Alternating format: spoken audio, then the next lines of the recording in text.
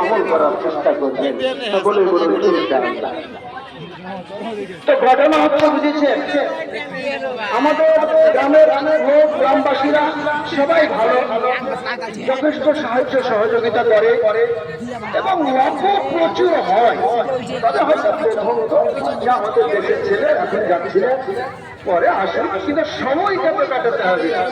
ওরাকে তো সব সময় দেওয়া যাবে না, বুঝেছেন। ওদের গলা আবার বিক্রি করা আছে, ওরা বলছে না 2 থেকে 2.5 ঘন্টার বেশি আমরা বলবো না, গলার দাম দেওয়া আছে, ওখানে যদি গলা নষ্ট হয়ে যায় বলতে পারবো না, আমার এত টাকাই আমি এতটাই বলবো।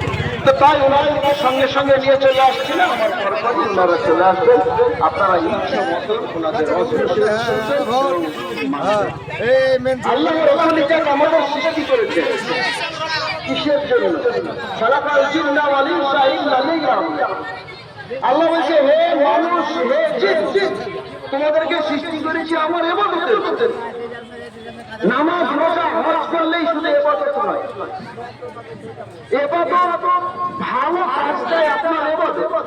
সেটা নিরালির কাজ হতে পারে, কদল কুদর হতে পারে, চাষাবাদ হতে পারে, ব্যবসা বাণিজ্য হতে পারে।